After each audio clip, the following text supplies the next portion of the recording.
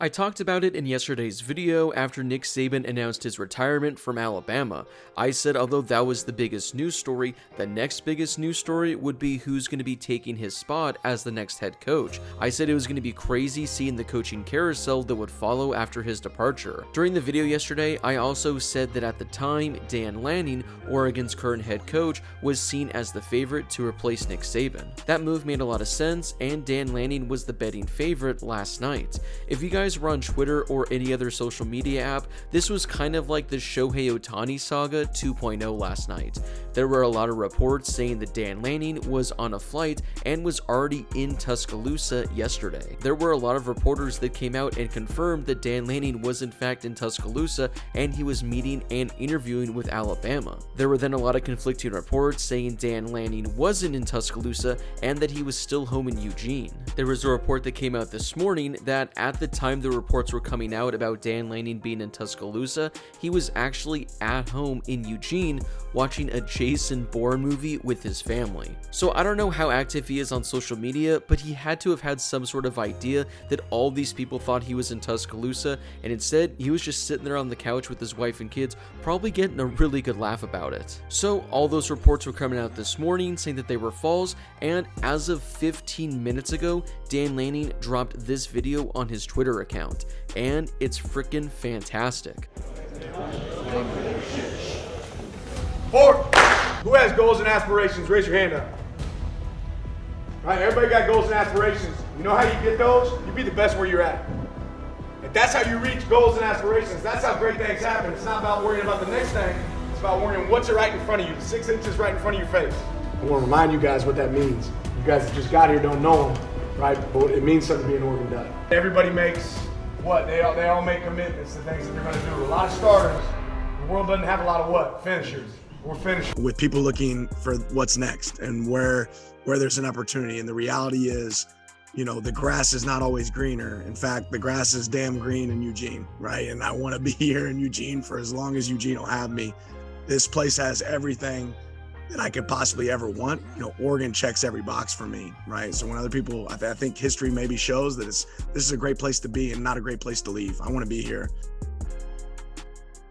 So yeah, it's safe to say that Dan Lanning isn't going to be leaving anytime soon. It looks like he's committed to Oregon and staying as their head coach. Now, this is pretty massive news because like I said earlier, Dan Lanning was considered to be the favorite to be Alabama's next head coach. As of right now, I don't know who the betting favorite would be, and I don't know who Alabama turns to now that Dan Lanning is out. Before we get to the other potential Alabama candidates, don't forget to hit that subscribe button and turn on those notifications if you're new to my channel. If you're watching this video, odds are that you love college football, and odds are you are subscribed to my channel, so make sure to subscribe to one of the best college football communities here on YouTube. Alright, so with Dan Lanning not going to Alabama, who are the other potential candidates that can replace Nick Saban? A lot of people are saying that Washington head coach Kalen DeBoer could be a really strong candidate. This would be quite the jump for DeBoer, but he's shown over the years, regardless of what program he goes to, he's able to take that team to the next level. So I'm sure he'd be able to do the exact same while at Alabama. A couple of other names that I mentioned yesterday include Dabo Swinney, Lane Kiffin, and Steve Sarkisian. Out of those three, I'm not exactly certain who would have the leg up. Based on what I saw on Twitter yesterday, there's actually a lot of Alabama fans that don't want Dabo Swinney to be the next head coach, and I can kind of understand why. Ever since the transfer portal became what it was and NIL became what it was, Dabo Swinney really hasn't taken advantage of it and really adapted as a head coach, so I'm not certain he would do the same at Alabama. Lane Kiffin would be a lot of fun, and he's really turned this Ole Miss program around, but does Alabama really want to turn to him? Another name is Steve Sarkisian, who just led Texas to the college football playoff, but again, I don't know if that's the direction that Alabama really wants to go in. Another name I saw mentioned was Mike Norvell. He's done a great job at Florida State, but again, I don't know if he's necessarily the guy that would be the right fit for Alabama. I did see this on Twitter yesterday, and I got a good laugh, saying, wow, the phone line should be ringing immediately for Jimbo Fisher, and if he's able to finesse another $100 million out of Alabama, boy, would that be an all-timer. Again, those are the names that I think would currently be the favorite for Alabama, but who knows, maybe they opt to look in a different direction. They could be looking in-house, or there might be some other random candidates we don't know about as of right now. There was a report saying that they hope to have this wrapped up within 72 hours. Well, the clock's ticking, and they have just about 48 hours remaining if they're going to stay true to that word. So we could see a lot of momentum either today or tomorrow in regards to Alabama's next head coach. Something else that's going to be interesting to follow during this saga is how many players from Alabama either enter the transfer portal or decommit. We actually saw a pretty big one yesterday as 5-star wide receiver Ryan Williams decommitted from Alabama in the aftermath of Nick Saban leaving. I briefly talked about that in my video yesterday, but a domino effect we could see are all the players that were committed to play under Nick Saban opting to go somewhere else. I mean, this right here is a pretty big loss for Alabama. Williams was ranked as the 12th overall recruit and the number 4 wide receiver recruit of his class, and I wouldn't be surprised to see more leave in the coming days. So what are your thoughts on Dan Lanning posting that video and committing to Oregon moving forward?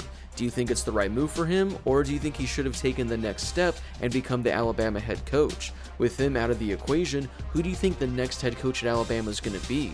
Do you think it's going to be one of those candidates I talked about in today's video, or do you think there's a potential sleeper candidate that we're not talking about right now that would make a great fit for Alabama? Whatever your thoughts are on Alabama's next head coach, let me know in the comment section down below.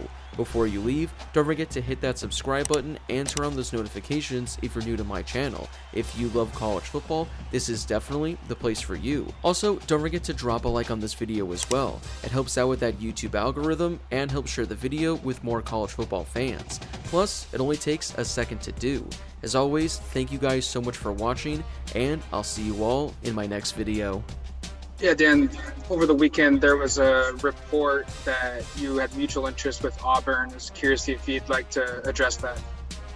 Yeah, first off, I'll say, when things like this are going to come up when you have team success and when you do your job and things go the way they're supposed to go. That's credit really to our team. That being said, I think there's a little bit of a problem in society today with people looking for what's next and where there's an opportunity. And the reality is, the grass is not always greener. In fact, the grass is damn green in Eugene, right? And I want to be here in Eugene for as long as Eugene will have me. This place has everything that I could possibly ever want. My family could ever want. I've got an 11-year-old that's lived in 8 states. The last thing I ever want to do is leave, right? So I want to enjoy this opportunity here. It's been a phenomenal place for us.